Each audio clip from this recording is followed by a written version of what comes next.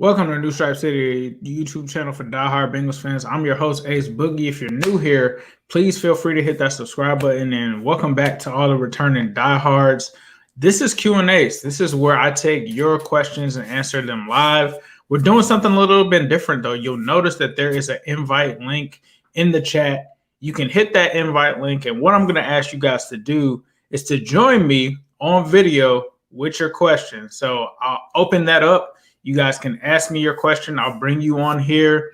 Once we do that, I just ask that you ask your question, introduce who you are, and what we'll do from there is you have to exit out and leave, and then I'll answer it off air. That way I can answer as many questions as possible, and that way, you know, everybody gets a chance to jump in here. This is going to be similar to what I did the Steelers night. If you guys weren't in there during the Steelers night, you don't know what I'm talking about. But after Steelers night, I invited some people to come in and jump on with me. So we've got a couple of people already. I see my man Brock is in the back. He just left though. Okay, so this is Q&Ace. There's an invite link. As you can see, I'll put it up here. This is the invite link. You can jump into StreamYard, ask me your question on video, tell us where you're from, and then you can ask me a question. The other option is you can always leave it in the chat.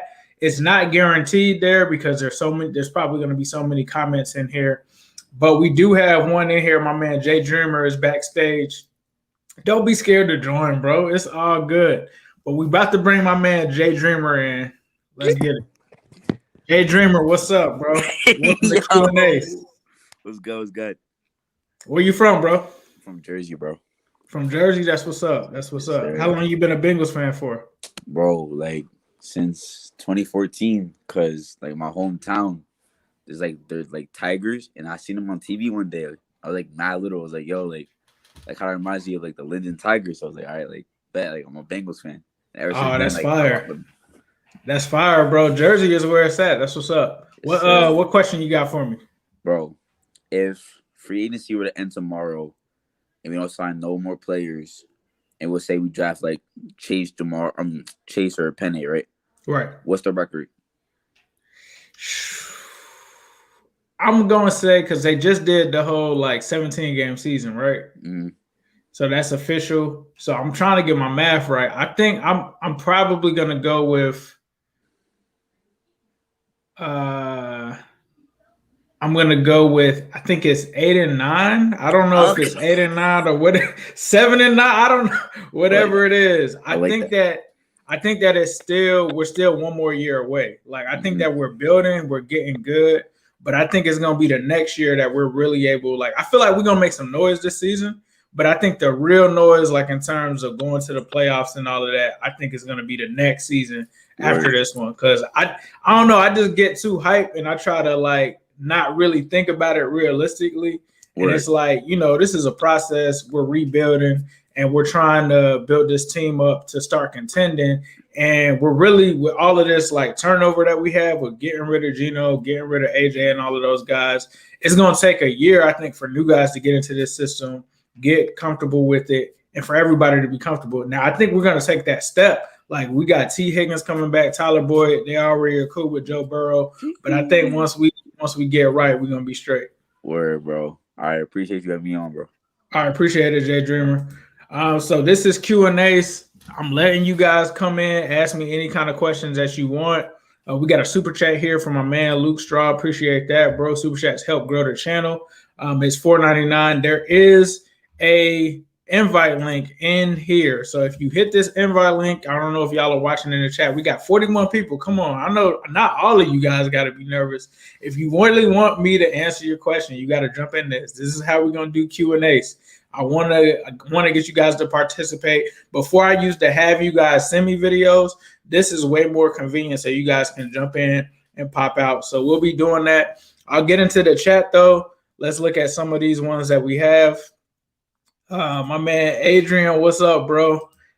Dave Lennox, what's going on? I want to see y'all faces, though. I want to see y'all faces.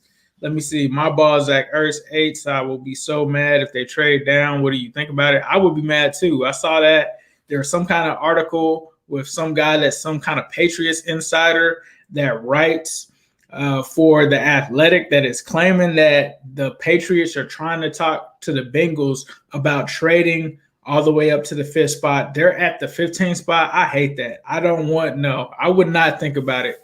Not at all. So we got another one here. We got another one joining us here, Bjorn.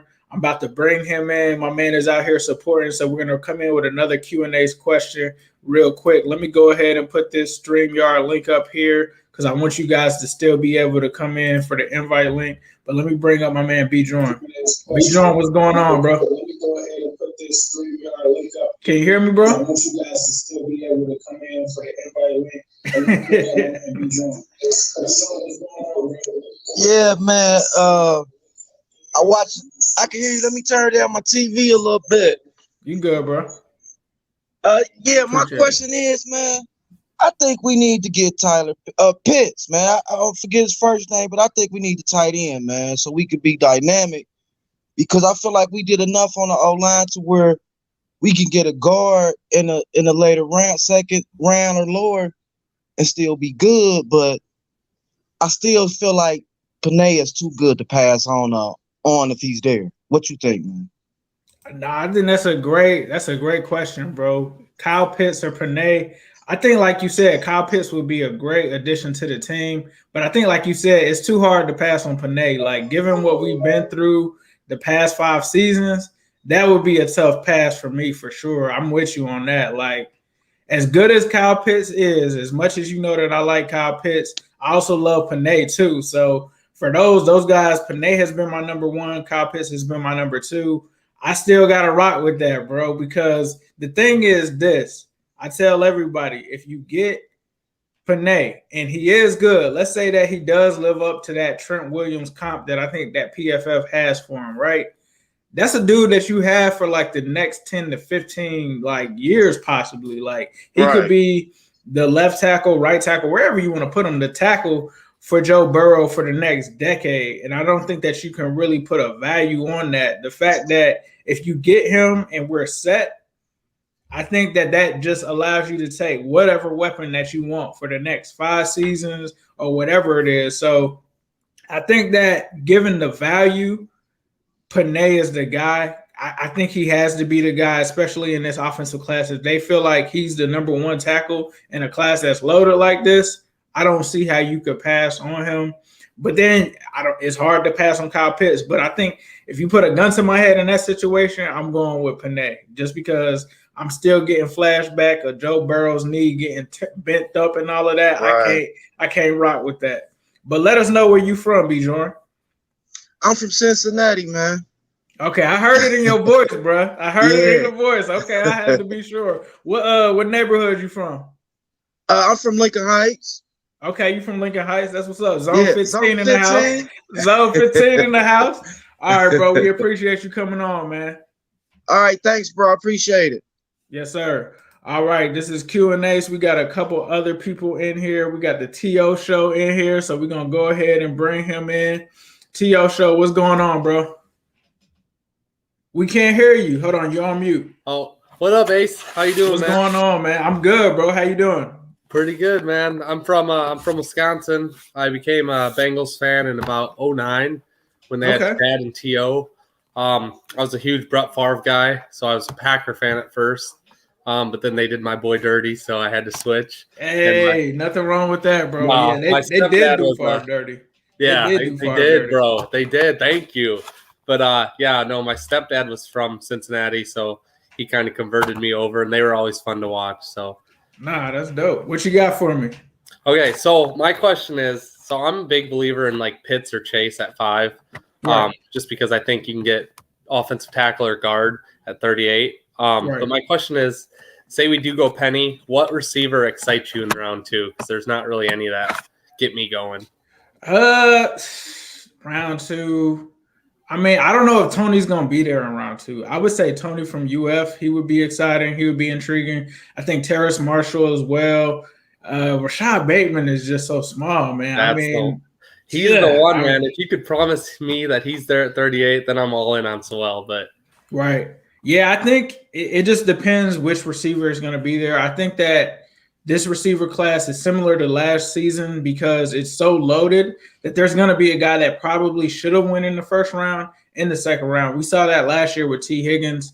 It's hard to say though because it's loaded, but I couldn't tell you how every team in the NFL what their board is looking like there. But if you told me that I could get someone like a Terrace Marshall, I think Tony from Florida would really just be. That's the guy that always sticks in my head. I think he has a chance to go in the first. If he isn't there in the first, you gotta run up and try to grab him. I think in the second. So those will be some options. I think maybe in the second round that the Bengals could get if they do go with Panay there. But you also have Chase. You also have Devonta Smith. You also have Waddle. So it'll be interesting. Sure. But if it were me, those would. Are you a fan of Rondale Moore? Rondale Moore isn't bad. I haven't watched as much of him, but I have seen that he's kind of in the second round as well. So I know this. If we do go offensive line, I think both ways. If you go wide receiver or offensive line, I think you're going to have some good options in there either way. Like you're going to have some good options at the offensive line spot in the second round, and you're going to have some good options at the wide receiver spot. I don't think it'll be like, say, for instance, corner. If you miss out on like the top two guys, there's probably no one there in the second round that you're really excited about taking. But with wide receiver and tackle, I think either or you're going to get some good value in that second round. For sure. I feel you. I just think, getting Chase is going to be elite. I think we all know it. Chase is definitely going to be a good receiver in the NFL for sure. Pitts too, man. If we got Pitts, man, that changes our offense. Yeah, it would be, bro. Those are two guys that are just going to really take the top off of this offense and really make it so hard for defenses to be able to line up with us. But, hey, T.O Show, I appreciate you from coming in, man, repping all the way from Wisconsin. I appreciate that. Let people know. I guess just give us a who day or something before you get out of here. All right, I got you. Who day. Who day, let's go. So we got some other people in the chat right now. Hold on, man. I got a call from Zim real quick. Hold on. Let me get that. Let me see if we can do something real quick. What's up? Yo, I'm actually doing a live right now. I said I'm doing a live right now. I'm doing a Q&Ace live on my YouTube right now. Oh, YouTube? Hi, I'm sick. Y'all hear Zim? Hey, what's up, guys? It's Zimothy. Zimothy is on the phone right now. It's Zim, brother. Zimothy, how's who they doing tonight? How's everybody feeling? You guys got your helmet and your face stuffed up? You boys ready to go to work this season? That boy is Zim going off. Yes, sir. Hey, but I'm gonna hit you back though, bro. I'm gonna hit you back. All right.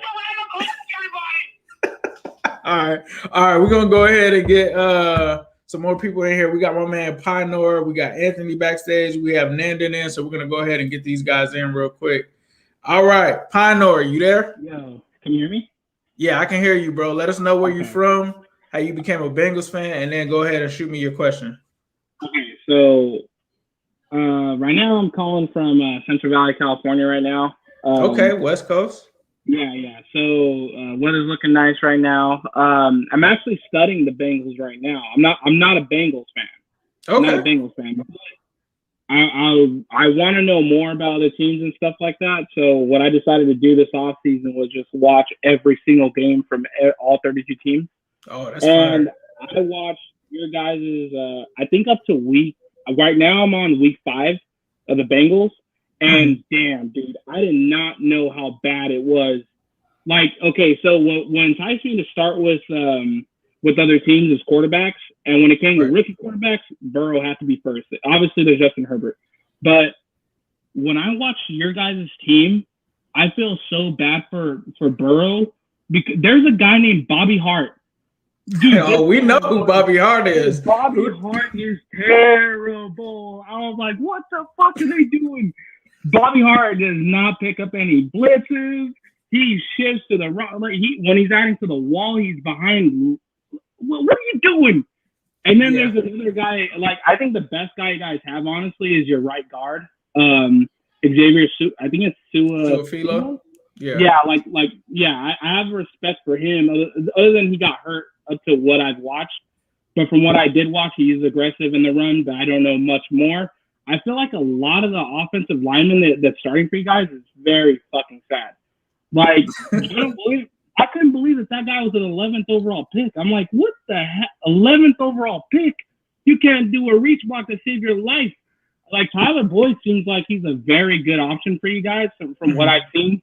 It looks like AJ Green ain't the same from all the highlights I've seen. Like, you know how it is when you're a fan of a team, and to know other teams, you just see highlights. You know, you don't really see the whole game. And what I'm noticing from the Bengals, my God, you guys need a lineman to save that guy Burrow, dude. I feel really bad for him because he got hit so many times during the last game I watched. I was just like, dude, how is this possible? Like the last game you watched, which game was that you watched? Was it the Eagles game? I watched the Eagles. Eagles. They took a hard hit. Hard hit from the right side. I think it was Fletcher. No, I don't know who it was. But Fletcher. He got blasted because of center Trey Hopkins. I think he's 66, maybe. Yeah, Trey Hopkins. Yeah, that's him. Yeah. So, like, dude, he did not block to the whistle, and because he didn't block to the whistle, dude got blasted. 350 pounds went straight to Burrow's head. I just couldn't believe it. But what I'm trying to figure out with you guys, because me as a Niner fan, that's my team. Right. Now we traded to the third, and with you guys, you guys are top what? You guys are sixth pick. We're the fifth pick. Okay, so the fifth. Okay, so you're behind the Falcons. Okay, so if I were you guys, I would invest to get Penei Sewell. But if you guys can't, it would be understandable if you guys traded backwards to get Rashawn Slater.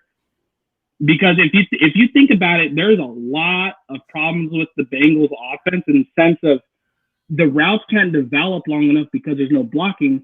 And as far as the receiver talent, it's so minute because AJ Green ain't the same. Higgins is still a rookie.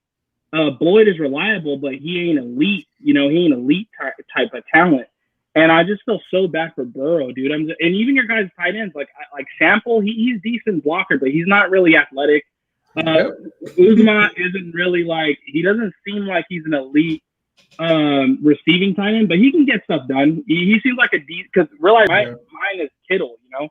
So when I look at Kittle and I look at I forget his name. Uzama. Yeah, when I'm looking at Uzama, it's really interesting because I'm just like, this is what a team that doesn't have an elite tight end looks like.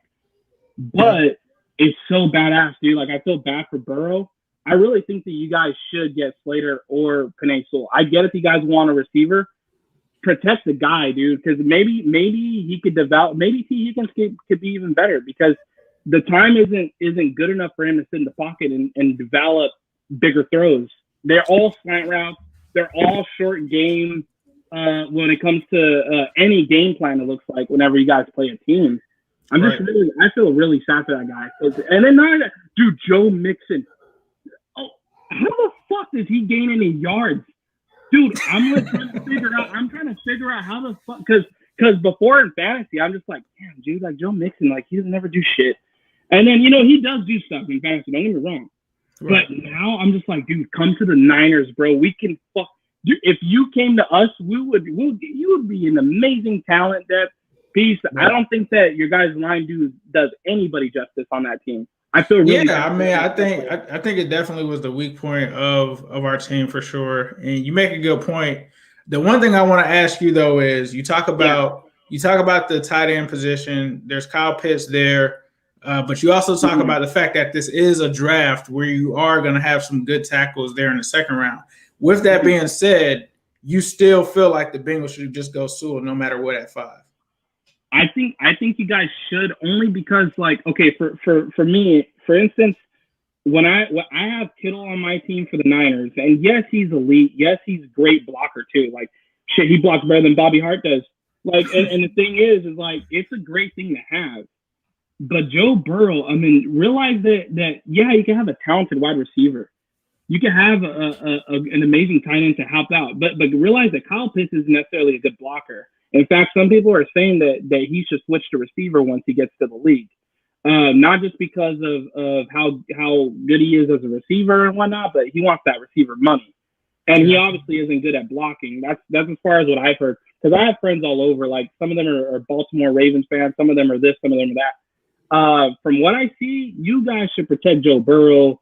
Like, because even Jonah Williams, for him being the 11th overall pick, it's sad to see how, like, I'm not saying that he's terrible, but he doesn't look like 11th overall pick when I look at him. And that's pretty damn sad. And I think that you guys, I think it would benefit not just your guys' route to develop a lot better. I think you're also saving your quarterback a hell of a lot of stress, you know. Okay, all right. Yeah, well, I'm gonna continue to watch you though, man, because I just finished the Philadelphia game. I'm gonna keep watching your channel. I really respect. I was looking for anybody to talk about the Bengals. So I just like, okay, am I crazy? Because this Bobby Hart guy. Nah, bro, we know all about Bobby Hart. We actually just cut him about a week ago or something. So yeah, definitely got him up out of there for sure. Yeah. But now you understand our pain as Bengals fans. But Pioneer, I gotta get to some other people. Was there anything you want to say before you get up? No. You know, much respect to all you Bengal fans out there. I'm a Niner fan. I'm gonna keep watching you guys' games because no matter what, I'm interested in all the teams. Just smash the like button video, and yeah. One thing I want to ask you before you get out: who are y'all taking at 3? Is there a specific quarterback that you guys traded up to take? Do you think? Yeah. Okay. So when we traded up to 3, a crazy ass move that day, but pretty much what ended up happening is Saleh, who used to be our D coordinator, is now the head coach for the Jets. So he has the second pick above us. And what a lot of Niner fans are assuming right now, the media is not talking about it at all. They're not going to talk about it. But the Niner fans all have this theory that Saleh and Kyle Shanahan have talked, and they both know who they're going to get. So as Niner fans, we think that some of us aren't thinking that they're going to take Zach Wilson. Some of us think that they're taking Fields. So So some of us think that Wilson's going to be falling to us, or we're going to get Fields or Mac Jones. In my opinion, I think that Zach Wilson's going to be the second pick overall. I wouldn't be shocked if he's the first pick overall, just to shock everybody, because we know how crazy the draft is. I think the Niners are going to get Mac Jones. Yeah. All right. Okay, well, Pioneer, appreciate that, bro. Appreciate the support. And you guys smash the like buttons. Don't be some selfish sons of bitches, all right? You get the monetary going, all right? This is from a Niner fan. Love you guys. Just continue your channel, man. I'll be watching it while I watch the game. Appreciate it, man. Appreciate that. So that was Pioneer. We're going to bring in my man Anthony that's been waiting patiently, and Nandin. I'm hoping that I'm saying your name right after that, brother. But we'll get you guys in. Anthony, what's going on, bro? Not much. How you doing, man? Pretty good, bro. Where you from? From the Cincinnati area, Licking Heights to be exact, but live in Houston now. Zone 15 again. Now we out in Texas. Okay. Yeah. What question you got for me, my guy? So a little bit of, I guess you can say curiosity. Myself, unlike the last caller, I'm a Jonah Williams guy. I think Jonah Williams has a bright future. I think that, we should, he's going to be around at least 3 more years in terms of the 5th-year option. Gotcha. If that's the case, when we talk about Penei Sewell, we're talking about drafting the right tackle. Right. We really want to spend the 5th-round pick on a right tackle. Yeah, I think that's a great question. I actually just did a crossover with Jet Central earlier, and he said the same thing, because I was on there and he was like, nah, we're not taking Penei because we just took Mekhi Becton. He's our guy at left tackle. There's no way we're taking a right tackle at number 2. And I think what you're saying is valid.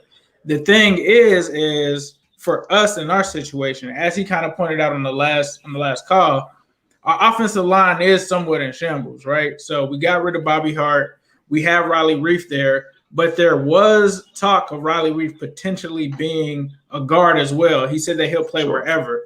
So if the plan is I take Penei and I move him at right tackle and I move Reif to right guard, and I still have Trey Hopkins at center, and let's say I put Xavier Su'a-Filo or Spain at left guard, that's a significantly better line. But like you said, at the same time, is it a reach at 5? For the player, no, it's not a reach. For the position, it could be considered a reach because you can get a right tackle, like you're saying, in the 2nd round. It really, to me, just depends on what the actual plan is. For me, the Bengals seem to be kind of stubborn in saying Jonah Williams is a left tackle. He's going to play left tackle. Even when they brought in Riley Reef, who for most of his career has played left tackle, they're saying that he's going to play right tackle. So for me, it seems that they're set on it. I think another team, if it wasn't the Bengals, they would probably try to move Jonah either to the right tackle or to the guard position, and they would play Panay at the left tackle position. But it doesn't seem like they're going to do that. So to answer your question, would I take a right tackle solely at number 5? Is that a reach? I can't say it is for this team, bro, just because of how bad the offensive line was. For any other team, yeah. For like the Jets, yes. For us, I see where you're coming from because I can agree with you that a right tackle would be a reach, but there's been this argument now that there's no difference between the left tackle and the right tackle, especially when you think about in our division, you have Myles Garrett lining up on that side. So if you have Myles Garrett lining up against Panay versus, let's say, someone else, I still think Reef is good, and that's what makes it so hard now on us. If we didn't have Reef, it's like, yeah, I got to take Panay. But having Reef at the right tackle position opens it up for you to take Chase or for you to take Pitts there and come back in the second round and try to attack those guard positions. So Ace, I probably should have prefaced this with I'm not a Panay dude. I don't fool with Panay. Like, you know, me watching all Panay's tape, he's out of position too often. You know, maybe technically he's gonna be cleaned up, but I just look at it like if you can get a trade partner like Carolina at 8, like Denver at 9, and you can get their second round pick, maybe something else. So you have 2 second round picks in that second round. Now you can get a Elijah Vera Tucker and Wyatt Davis from Ohio State. You can get a starting guard and tackle. I think that's great. So if we do that, I'm not saying that I'm against it or anything. So if we do move back to 8, who are we taking at 8, and then who would you take in the second round with those 2 picks? So again, it depends. You know, of course, it depends on who's available, but if Kyle Pitts is there at 8 or 9, give me Pitts. And then in the second round, you know, I'm going to try to go for Wyatt Davis to get the guard solidified. And then I'm going to try to go, it depends on what's, you know, the best tackle on the board, be it Tevin Jenkins, Elijah Vera Tucker, whoever that best tackle is. Yeah, I think I would like that, bro. If you told me Kyle Pitts, Wyatt Davis, and Tucker from USC, sign me up for that all day. I'll take that all day because I think it solidifies that. And I think even after that, like if you solidify those 2 guys in the first 2 rounds, those 2 positions are the line essentially and the tight end position in the first 2 rounds. I think you could still go in the third round and still get a good receiver. Like I honestly still think that you could still get a guy that could contribute. So yeah, I like that idea actually, Anthony.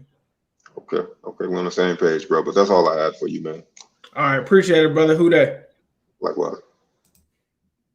All right. I'm going to bring in my man. I hope I've been saying his name right. Nandin, is that how I said it? We can't hear you, bro. Can you guys hear him? I cannot hear him. Brother. I can't hear you. Nope. All right, we'll try to get everything sorted out. I'm gonna try to bring him back in. So I'm gonna go to the second person for now. We're gonna try to bring Dan back in. We're gonna bring in my man Daniel. What's going on, Daniel? Hello. Hey, what's up, Daniel? Okay, so I'm sorry if someone asked this earlier or anything, but I'm like a really big believer in Jamar Chase, and that would be like the guy that I would want to take at 5. So say we do go Jamar with the 5th pick, what tackle/guard are you looking at in the second round? I think you're looking at Eisenberg. I think you're looking at Vera Tucker. I think you're looking at a number of guys. Vera Tucker actually may be a guard, but I think that you're looking at Wyatt Davis. I think if that's the case, unless there's a guy that's really one of those top tackles that just happens to be there, I think that you start targeting the guard positions, because if that's the case, I think that you made up your mind that Riley Reef is going to be your right tackle, and I think that you're going to be looking at the guard position. So I'm not opposed to that either. I think if you can get Chase and you just confidently know that your right tackle for next season is going to be Reef, Then you try to get a guard in there that can come in. You also have Leatherwood as well from Alabama. That's another guy that could potentially play guard for you. So I think if you do go Chase, I think that you have to immediately go offensive line in the second round. The only thing is, and this is the dilemma with that, everyone knows that the Bengals have to go offensive line. It's no secret. Yeah. So you talk about teams trying to trade up in front of them, or there being a potential run before it gets to our second round pick. That could happen. And you could be in a position where maybe the guy that you were thinking, whether it's a Wyatt Davis or a Vera Tucker, or whether it's either Leatherwood from Alabama, maybe they're not there. But I think that that's what your goal is if you do take Chase at 5. You take Chase at 5 and you roll the dice that one of those guys is going to be there. And I think that this class is so loaded with offensive linemen. I think that there's a chance that one of those guys is going to be there for sure. And you also have Cosme too from Texas. Yeah, and I might be wrong here. Wasn't Vera Tucker the one working out with Frank Pollock at his pro day?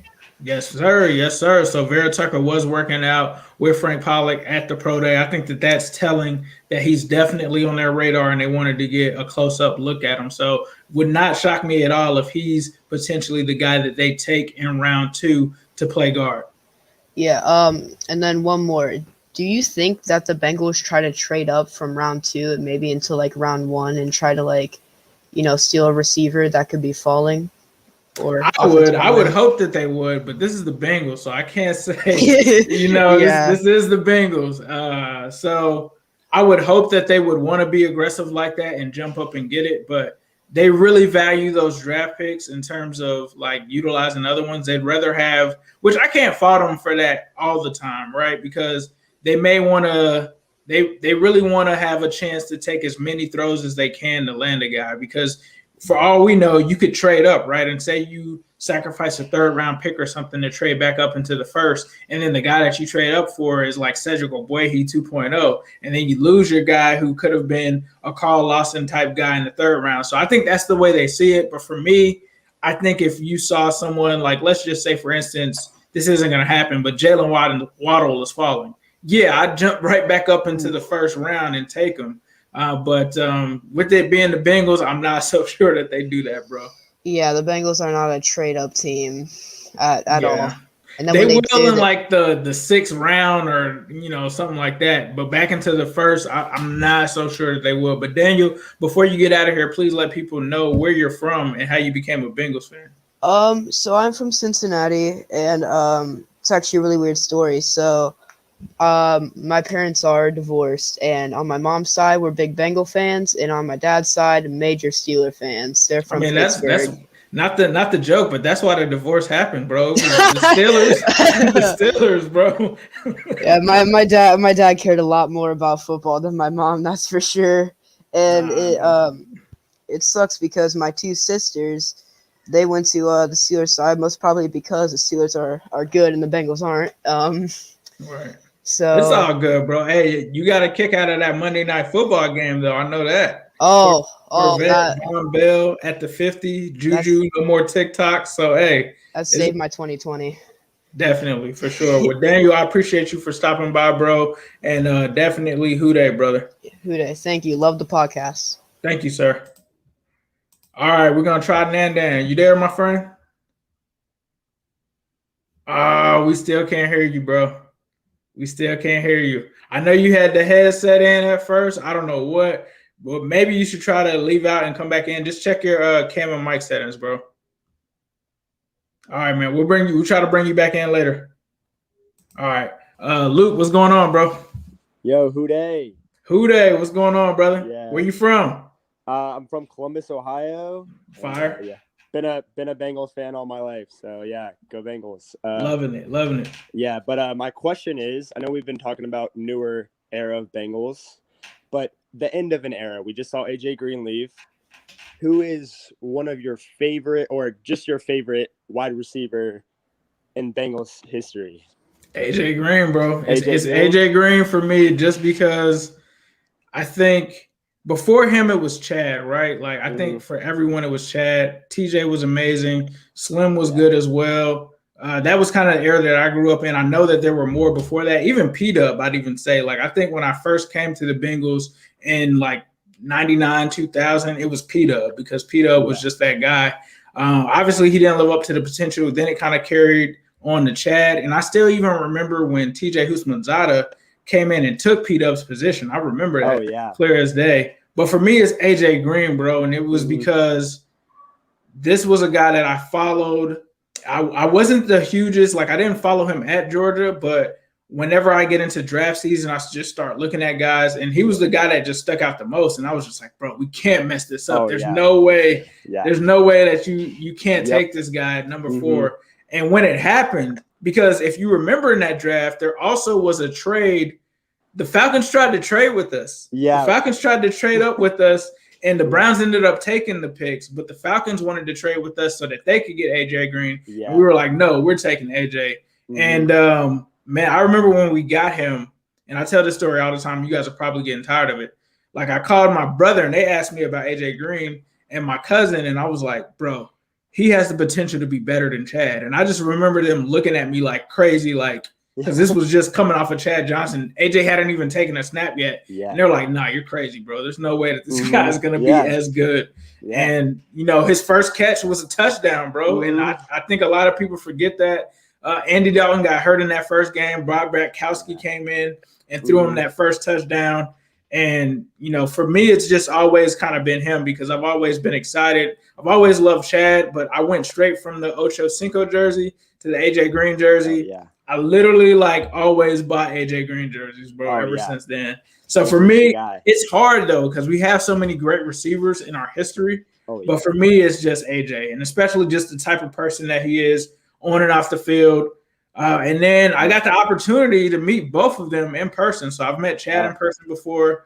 Well, I haven't met AJ in person, I'm sorry, but I have conversated with him and talked to him over the internet and stuff like that. And AJ was just an amazing guy, bro. Not that Chad wasn't, but AJ, I mean, him doing an interview for us is just super insane. humble. Yeah, super humble, bro. Like, he doesn't even realize he's AJ Green. I'm like, exactly. Dude, do you realize, like, you're the GOAT? Like, exactly. Yeah, he's just that guy, man. That guy, yeah. So how do you feel about T. Higgins now? Are you like you said, you went to the Chad jersey? Oh yeah, I mean, how do I feel about T. Higgins? Yeah, you know. So the funny thing about T. Higgins was I liked T. Higgins last year, and I remember getting ridiculed on like Twitter for it, and it was like, are you guys serious? Because everybody else wanted, I think, Denzel Mims. And I was just like, you know, no disrespect to Denzel Mims, but T. Higgins is like that guy. Like, for sure. And so I remember like people saying, no, we don't want Higgins at 33. And I was like, are you serious? Yeah, like, that's a hit. It's a hit for sure. Yeah, so I love Higgins, man. I think that he brings a lot to the team. I think this was a guy, again, that was going to break AJ's record. I mean, then you had Chris Collinsworth with the record as well. I think he was going to break that. So he's got a ton of potential, and I can't wait to see what he does next season. Oh, yeah, and he's got that 9 to 85 connection still going strong. We're bringing it back, bro. We're bringing the 9 to 85 back. Oh, yeah. Part of me wants them to retire the number, but then it was like, you got so many good players that have worn it afterwards. Eifert, now Higgins. It's just going to continue to be a famous number, I think. Oh, yeah, for sure. Definitely in the Bengals archives, for sure. Yes, sir. Well, Luke, appreciate it, brother. Can we get a hooday before you get out of here? Yeah, hooday, man. Keep up the great content. Appreciate it, bro. All right, we're going to go ahead and bring in my guy, Mo here. Hold on, before I get to you, bro, we got a super chat, Buckeye76, $4.99. Appreciate that, bro. I think you meant to say Eddie Brown was awesome. Appreciate that. But Mo, what's good, bro? Where you from? How you doing, brother? How you doing? I'm doing great. My question is, well, first of all, I'll give you my backstory. I'm from Pennsylvania. Okay. Lived here probably since 99, 98. Okay. Since I moved here, I hated the Steelers. Good. Like, I hated Bill Cowher's chin. I hated hearing everybody talk about how the Steelers was the best. I hated that damn song about Pittsburgh going to the Super Bowl. So from then, I latched on to the next biggest thing, which was Cincy for me, because everybody hated Cincy, regardless of the rivalry with Baltimore. And Chad Johnson made me love football. And that's when I started playing in the 9th grade. So that's why I'm a Bengals fan. But my question for you is, after all these off-season acquisitions and everything that's been going on, do you feel now that Zach Taylor is our coach for the future. Ooh.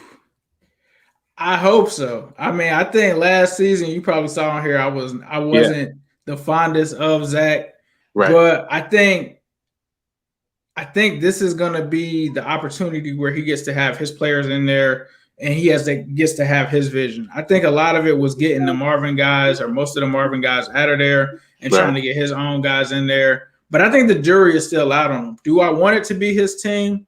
Yeah, I hope that it is his team. I hope that he comes. And I think one thing that I will say, and you guys saw me admit last season, is he improved, game after game. I think like things that I was upset about in terms of his play calling that was lackluster, we saw him start to get creative.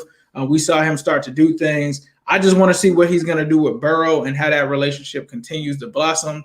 But if you're asking me straight up, if I think that he can contend with the other coaches in this division, the jury's still out on that, bro. The jury's still out on that. So let me ask you one last one then.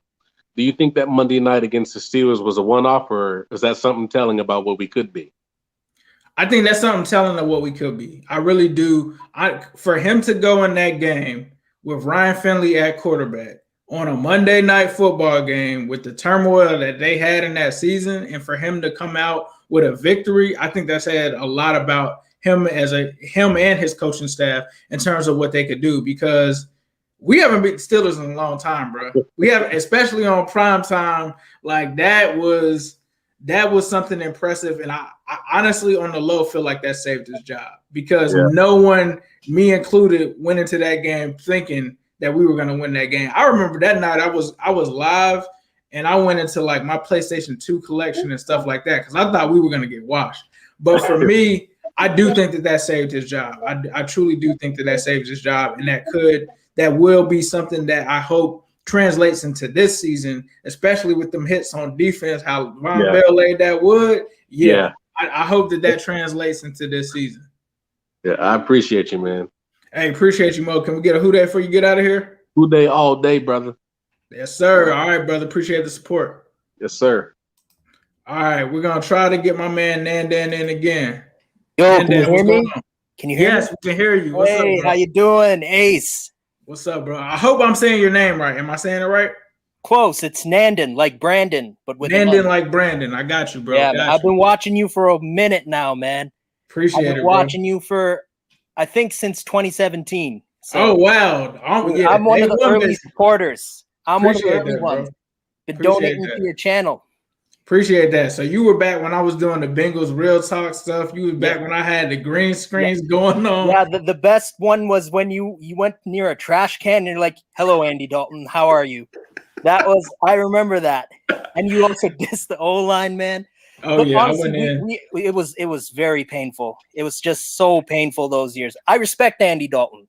I respect him. But he was good. He was good for since 2011 to 2015. Right. But yeah. So anyway, I'm Nandin. I'm from Canada. I live in Canada. Oh no, bro. Yeah. So there's a couple Bengals fans here. And I actually became a fan of the Bengals in 2006. When I first started watching football, I actually started off as a Ravens fan because I didn't know anything about divisions or what have you, right? So then there we go. So I was watching a game, and then one game the Ravens were facing a team that had tigers, and like from the country I'm from, the tiger is the national animal. The Bengal tiger is our national Bengal animal. tiger. Yes, sir. The Bangladesh. So, and then I was like, whoa, that's freaking awesome. And the Bengals actually won that game on the last play. I think it was either Damata Pecco or another nose tackle or a defensive tackle who actually stripped the ball in the end zone. And I remember that. It was like, wasn't it Kyle Bowler was the quarterback or something? Yeah, Kyle Bowler or something like. And we won that game. And like everyone who was rooting for the Ravens, I was like the one Ravens fan, but I just jumped up like, I was like, oh shit, I'm actually a Bengals fan at heart. I was like, I'm a Bengals fan at heart. So then ever since then, I was there. I watched every playoff loss we had. Mm-hmm. It hurt, especially 2015. Ooh. That was the most painful. That's worse than losing a Super Bowl to me. It is, bro. That was painful. But anyway, I have two questions for you, Ace. I feel like I'm talking to the celebrity of the Bengals community. So nah, man, I'm just a guy. Just a guy, but I look at you more than that because you got this community together, which is awesome. Because before you, there wasn't anyone doing this for our team. It. Yeah, so, man. Yeah. I had to make it. I had to give us a space out here on YouTube for sure. Yeah, man. That. So my two questions. Firstly, do you believe that we will convert like our playing style to more like, because we were more of a pass first offense last year because we got Burrow obviously, but do you think we're going to be more leaning towards the run a bit more now that we got Frank Pollock back? That's a great question, bro, because the Bengals, like you said, we were dropping back out of that spread offense, passing it all the time. One of the most passing teams in the NFL. I think that we have to commit to the run, though. I think that when you're in the AFC North, regardless of the era that we're in, you have to establish the run. And I think that, like you said, you hit the nail on the head. With them having Frank Pollock and with him being the run game coordinator as well as the offensive line coach, I think that you will see more of a commitment to the run because you have to balance that out and save Joe Burrow from taking all of those hits. Anytime that you're pulling out from the shotgun and you don't have a strong offensive line, you're literally setting it up and giving more opportunities for him to get hurt. So the way that you can counteract that is definitely to run the ball more. I think that, not saying that they won't still pass a lot, I think that it'll move from, like, if I had to say, if I gave a number to like the pass to the run ratio early in the season, it was probably 70-30. I think now it needs to be at least like 60-40, maybe even closer than that when it comes to this. Now, I'm not saying to become the Baltimore Ravens or anything, to run the ball specifically, but I still think that you need to have a balanced attack. Right. Yeah, I agree with you because honestly, we have the talent at running back. Even our backups, like even guys like Samaje Perine and Travion Williams, he's a sleeper. Like people don't understand how good this guy is. He just hasn't been given many chances. And we also have some like really good receivers besides Tyler Boyd and T. Higgins and Auden Tate. We got Scotty Washington. He's a sleeper. He needs to have chances to be out on the field. Like that guy was amazing at Wake Forest, and he would be amazing if he was given more chances for us, Yeah, I think that you make a good point with, I know you had another question, but I think you make a good point with Washington. And a lot of people didn't get to see some of those guys because there wasn't a preseason last season. Yeah. So I think that definitely opens it up to you being able to find and discover some of those guys. Yeah, because everyone's saying take Jamar Chase at 5, which I'm okay with. I have no problem. If it's Chase, if it's Sewell, if it's Pitts, I have no problem. Same. We can take any of those guys, and I'm a happy fan. Right. But don't forget who we got, too. Like, you just haven't been given a chance yet, Yeah, and that's – I think when I first talked about it, and this was before free agency, before we went and got a tackle, now that we have Reef, I'm somewhat not exactly comfortable, but I feel I can actually sleep at night that Bobby Hart isn't starting right tackle. We have a guy over there that can hold it down. But where I was coming from is, like you hit the nail on the head. The Bengals aren't poor at the wide receiver position. Like I just did an interview with a Jets guy earlier, Ian from Jets Central. I watched that. Yeah. And he was like, bro, we don't even have a Tyler Boyd. Like most teams don't have the luxury of having Tyler Boyd and a T. Higgins already. Like they don't have that. Like it's good for us to have two guys that potentially, if Joe Burrow finishes the season, these guys probably are both 1,000-yard receivers. Right. That's not a team that doesn't have that's weak at the wide receiver position. Now you can say you need a speed receiver. I get that. You don't have to take a speed receiver or a third receiver at number 5. And I think that you hit the nail on the head when you said that we're not broke. And then you talk about, I'm talking about those guys. Auden Tate had like a 500 or 600-yard season as a receiver when he came in for injuries 2 seasons ago, and people are forgetting that. He's also a guy that's pretty solid and can come in and definitely contribute from the position. But go ahead with your second question. Yeah, I actually got 2 more, so 3 questions. It's going to be quick, though, because I know a lot of people, but I've been waiting. So, so my second question, it's a simple one. Do you think that if we end up trading Giovanni Bernard, because there's been teams asking about Giovanni, do we take a running back in the draft, or do we like pick up someone from our practice squad like Jaquez Patrick, who's really underrated. Again, we have some underrated players in our practice squad who just don't get that shine yet. So what do you think, Ace? I think the reason why they want, or other teams are calling, because they're reading between the lines and saying, first they're seeing AJ Green going, they're seeing Geno Atkins going, they're seeing Carlos Dunlap is going. So in their head, if you're an outsider and not familiar with the Bengals, you're probably thinking they're trying to move away from these Marvin guys and, you know, bring in their own guys. Then you also see Samaje Perine sign an extension. In my head, I'm like, if I'm an outsider, why are they re-signing this guy when they already have Giovanni Bernard? They should probably be drafting some other guy in the 6th round or something like that. So they see the 2-year deal for him. They look at Gio. They look at how much we've saved from cutting guys like Geno Atkins, Bobby Hart, and those guys. So they're probably thinking, are they trying to shed cap space? Well, if you already have a backup in Samaje Perine, you have Joe Mixon, who you extended last season, then what do you need with Giovanni Bernard? And I think that that's why teams are calling and saying, hey, if you're moving this guy, we'd love to have him because Gio is more than capable. I think the plan should be that they do need to move on from Gio if they're not going to utilize him in that role. I love him. He's a great leader. I love what he brings. I think he's the best pass blocker. But you yourself mentioned it's inevitable that they're either going to let him finish out this last season and not bring him back, or you can get something for him now. But I think if they do that, I think that you have Samaje Perine, who's more than capable at the backup position. I think you got Travion Williams, who was actually able to show us something last season. And I think that you could pull up a guy like Jaquez Patrick from the practice squad and bring him in as that 4th running back. Yes, that's awesome. And my last question, this one's a 2-part question, but it's the big one. It's the big one.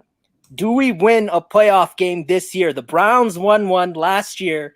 Do we win a playoff game this year? And do we win the Super Bowl within the next 3 years?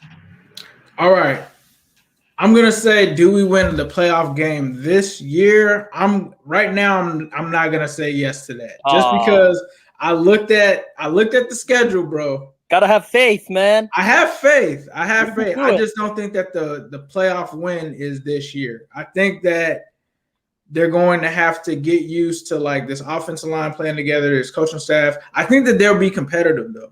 I do think that like if this were the schedule, whatever the equivalent now is to like the 8-8, 7-9, that's where I see us being at. I see us being very exciting, kind of similar to I think like the Cardinals. I don't know if it was this year or last year. Like they were in it, but just at the last minute, they just don't end up being in it. And the reason that I say that is I also do the AFC North Talk. That's another channel that I'm on. And I look around the division. Like you just said, the Browns just went out and won. They've gotten stronger. The Ravens, they've taken some hits, but they just made some moves and bounced back. They're always going to be there. You got the Steelers, who we're hoping will fall off a cliff here soon, especially with Big Ben. But you can never count them out, right? Right. So just in that division alone, this division could potentially send 3 to 4 teams to the playoffs. But then you go outside of the AFC and you see the Bills, you see the Chiefs, obviously, some of those teams out there, the Colts, whoever's going to come out of the AFC South. And that's the only reason why I'm like, well, maybe when Big Ben is completely done and the Ravens have to pay Lamar for that $40 million and it starts to gut their team, then we will be there. And the Browns have to pay Baker. And once they pay Baker, that's going to make everyone around them start to fall off. So for now, I'm going to say, because I always do this and I hope that I'm wrong. So I was saying 9-7 and stuff last year. So I'm going to say 7-9, 8-8 with the hope that they're going to exceed that. Is the Super Bowl coming within the next 3 years? I think that window is open. I do think the window is always open when you have Joe Burrow, especially a quarterback of his stature. Yeah. The reason why I asked that, man, the reason why I asked that is because, like, I had, like, this weird vision. You know how sometimes people see things and then it happens later? Right. I've never seen this with the Bengals before, like my team. I've always seen us losing, just losing in new ways and constantly losing. But recently, I've seen that, like, within the next few years, we're going to win, like, big. Like, and it's going to be amazing. I can see it, bro. Everything I've seen came true so far with our team. Like, I seen we draft a quarterback, and it turned out to be Joe Burrow. Like, I'm not, like, a future, like, nothing like that. But what I've seen has been happening, man. Like, Joe Burrow could be the guy that wins us a Super Bowl. I'm just saying. If it happens, you're coming on the show and we're going to talk about it. We're going to play this from hopefully from a year or maybe months possibly in the past, and we're going to come on and talk about it for sure, bro. But I'm excited. You got me excited now because we have we honestly do have a bright future. We really do. Our team is being assembled. Like at first I wasn't the biggest fan of Zach Taylor. Right. I really wasn't. I gave him a pass for the first year. 2-14, I gave him a pass. This year, I got a little bit more, like 4-11-1. It's not acceptable. But since Burrow wants him around, and even the players like Zach Taylor, I'm like, okay, fine. Third time's the charm. We gotta have a productive season. I really want us to win a playoff game because I can't stand that the Browns can do it and we can't. We can. Come on. Right? Yeah, we can. We got to catch up and definitely do what it takes. And I think that they're doing that, going out in free agency, going out in these drafts. I really love the draft class from last year. Hopefully we couple that with another big one this year. But Nandin, thank you for joining us, bro. Can we get a hooday before you get up out of here? Hooday. Let's go. Appreciate it, brother. Hey, my man dropping off predictions. I'm with that vision, bro. I'm definitely with it. I'm going to bring in my guy, Steven. What's going on, Steven? Yo, what's good? What's good, Steven? Where you from? I'm from New Albany, Ohio. Yes, sir. I'm pretty sure I was on the show after the Steelers game. Actually, I thought you looked familiar. I'm like, I think Steven was on during the Steelers show. And then okay. I was when you used to do the call-ins back in the 2019 offseason before the draft. I was on those call-ins. Remember? Okay, dope. And then I told you about Jonah Williams and you didn't know about him. I was like, go check out the PFF video. Appreciate it, bro. But so with you saying that, who should I be looking at now? Because you got it. You got the eye for talent pretty early, kid. So who should I be looking at now? That's a tough one. I mean, I think we already know what's already going to happen in the first round. My draft prediction personally is Jamar Chase. I've talked about with my friends about it a lot, and Burrow's reportedly he's pushing for it. He is. I'm predicting Jamar Chase, but I've heard reports that Sewell's he's on the top of the Bengals draft board. So it feels like there's the front office has their own plan, but then Burrow you have to you always have to listen to what he has to say, right? Because he's our quarterback, and he's QB1. Jamar Chase is the flashy pick, but personally, I'm a Sewell fan. I'm not opposed to Chase. Don't get that wrong. I'm not no. Right. I would love Chase. Bit more of a Pitts person than Chase personally. Hey. But that's cool. That's cool that people want Chase. You have to give Burrow what he wants. We don't want to have a Deshaun Watson situation in Cincinnati. Right. We already look bad as a franchise enough. After the whole Carl Lawson fiasco, Carlos Dunlap. That's great analysis. Okay. I really want Sewell because my friend earlier he was talking to me and he was trolling me. He said the Chargers are gonna come up and take him, and I got really salty because I hate Justin Herbert so much because I've had everybody tell me that Justin Herbert is better than Joe Burrow. I have to argue with them. I argue a lot with a lot of people. I was arguing with my teacher earlier, a few months ago, about the Browns. He's a Browns fan, and I was we were arguing back and forth during class. But that's another thing totally. But another thing I wanted to say is that I feel like people are forgetting that Jonah Williams exists and that he had a solid not lights out season or anything, but he had a pretty solid season last year. Right. And I want to see how he develops under Frank Pollock, who is obviously, in my opinion, a phenomenal offensive line coach. He coached Mekhi Becton last year. Mekhi Becton, the second highest ranked tackle in the rookie class. Right. So I'm really hoping Frank Pollock. I mean, Frank Pollock can maybe even revive several other players' careers. Mike Jordan has all the physical abilities, but he just doesn't have technique and stuff like that. He just doesn't know how to use his body very well. So I think Frank Pollock could help with maybe even revive Billy Price. That's a bit of a hot take there, but we'll see how that happens. Hey, I like Steven knows his stuff, man. And I don't know how to feel personally about the Chidobe Awuzie signing. I'm fine with letting William Jackson go because he's 28 years old, but I don't know how to feel about the Chidobe Awuzie signing because he was in Dallas. His best years, in my opinion, was a number 2 corner next to Byron Jones. So we'll see how that turns out. But we got Trey Waynes. So I'm kind of scared because, like, in my opinion, we have two really good number 2 corners, but, like, you know, one of them is starting as a number 1 corner. So I don't know how to feel about that. I hope this year, Ricardo Allen, I hope we can play him more as the cover strong safety, and we can move Von Bell in the box as like a linebacker hybrid-ish, like kind of like Jamal Adams. Yeah. And then I want to have him, you know, because I think he's really lit in the box, you know. Right. Hopefully we can get more Juju hits like that. I'm really glad Juju personally re-signed with the Steelers. I wouldn't have it any other way.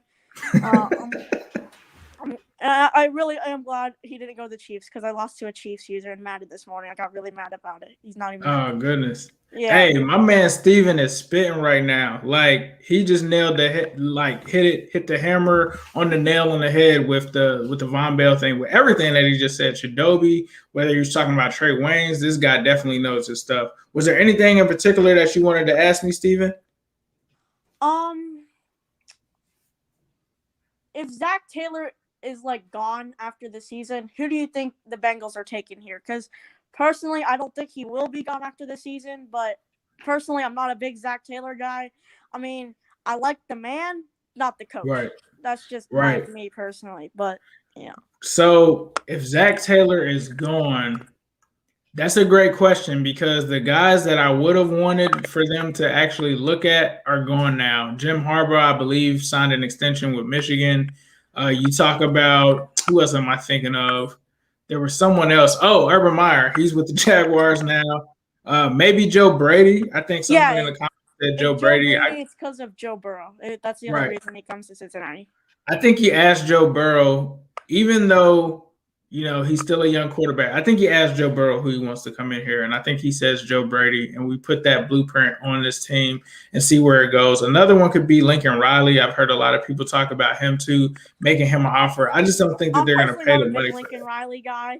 I mean, I don't think, especially like, not that he's a bad coach. I don't think he's a good fit for the Bengals, number 1, and number 2, that I don't think he will go to the Bengals. Like, out of all the teams, I doubt he will go to the Bengals. Eric Bieniemy is another intriguing one. I wouldn't mind. That's my personal favorite, you know, but I'm really glad. Like, I think coaching-wise, we won the offseason, in my opinion, because Joe Brady didn't go anywhere. Eric Bieniemy didn't go anywhere. He probably should have went to Houston if they listened to Deshaun Watson. He'd be in Houston right now, and Deshaun Watson, you know, would still probably be on the team by next season. So. Well, Steven, we got to get you on. We got to get you a YouTube channel, dude, because you're dropping some facts and knowledge here for sure. Where can people find your stuff at? Is there anywhere where you're giving out takes or any of this stuff? Whenever you have a Q&A. Okay, yeah. Keep jumping on, bro. We'd love to have you back. Can we get a hooday before you get out of here? Hooday, and, you know, Vontaze Burfict was not that dirty. Y'all are just soft. Hey, he just dropped the mic real quick. Hey, we need to bring Steven on. Yeah, somebody said Steven needs an Orange is the New Black episode. I think I'm going to, hey, Zim, you asked for, we're going to do a Civil War episode. It's coming up. It's Panay versus Chase. I think I just found my Panay guy. But we're going to go ahead and bring in my man Alonzo, who's been waiting backstage. We'll bring him in. This is going to be the last one for Q&Ace. Appreciate you guys for tuning in. We're going to try to do this every Sunday at 8 p.m. live, and I want you guys to be involved, so I will always post a link there. But we're going to go in and bring in my guy, Alonzo. Alonzo, what's going on, bro? Hey, what's going on, man? Chilling, bro. Where you from? Chicago. Chicago, Chirac. What's going on? How you became a Bengals fan? Man, honestly, I think it was back in the Carson Palmer, Ocho era. And I just, which by the way, my favorite color is orange too. So I think, I think that's, where I got Joe Burrow jersey on right now. But yes, sir. That's how, I think that's how I got into it. I was like, I liked them as players, and especially Ocho. He was one of my favorites. But that's how I got into it, man. I favorite color is orange, and the players attracted me. So I've been hooked ever since. Nah, that's fire. What question you got for me, boss? Man, not a lot, man. Just like one or two. I was listening to the broadcast, and I'm thinking like, man, I really want Penei Sewell. I think that Bengals need to go all in on getting Sewell because, man, we're just watching last year. There were some games where I couldn't even finish watching because of the offensive line. So Right. me, I hated Bobby Hart. I'm glad he's gone. Right. But I just really think, man, I think they should go all in on Sewell. The other options like, Chase and maybe Pitts, that'll be great, to get Joe Burrow some more weapons. But I just think that they can't ignore, the offensive line this year. I think they need to get that situated because I think last year, they kind of pushed it to the side, but, I just think that's what they need to do. No, I'm with you, bro. They did exactly what you said. They pushed it to the side. They acted like they didn't need a tackle, didn't take one into the 6th round of last year. I think that you're right because you do have to realize, and people have to realize, Joe Burrow is recovering from a knee injury that was because essentially of playing for a bad offensive line that didn't have any real guys on there that could really keep him protected. And like you said, we were just watching week to week. This just disaster. It was amazing that he was even putting up the numbers that he did behind this offensive line, but he took way too many hits and he was on track to just almost get hit 70 or almost 100 times in the season. And you never want to see that. Yeah, that one game he threw, correct me if I'm wrong, he threw like 60 times. That was like, that was too much. And that was definitely too much. Even before he got hurt in the Washington football game, he got hit like the game before that and was like limping. Like he was, throwing 60 times is too much for him. And I think that they just got so excited that he could do so much that they just felt like they could just put anything out there. But I think most people have to realize and go back and watch the season. Go back and watch the beginning of that season to see how bad that offensive line was because you mentioned we cut Bobby Hart. We all were not Bobby Hart fans. But if you look at the PFF numbers, Bobby Hart wasn't the worst person on that offensive line last year. There's a lot of guys that were there that are still there now on that offensive line, and the Bengals still have not added any new guards that were not on the team last year. And, we have Riley Reef, which that helps me sleep at night, as I mentioned earlier. But with you only having them for 1 year, does that mean that we are in the exact same position the next year? That's what scares me. I think if you take Penei Sewell, you're comfortable. Like you're not like you don't get Chase, you're still good, right? You get Penei, you could get another guy in the 2nd round. I don't think you lose sleep if you don't get Chase. That's just me personally. Chase is a very nice piece to have. It would be great to pair him with Burrow. But I don't think that we're going to really miss him if T. Higgins and Boyd are turning up and catching touchdowns and whatever rookie comes in that's in the 2nd or 3rd round is tearing it up too. I don't think that we're going to worry about it. But if Joe Burrow is getting hit like in the first game, if he's sacked 3 times, we're going to be like, why didn't we take Penei Sewell? And I noticed the games where the offensive line was playing good, I noticed that, we were in those games. Right. So, that's why I'm just so heavy on getting Sewell.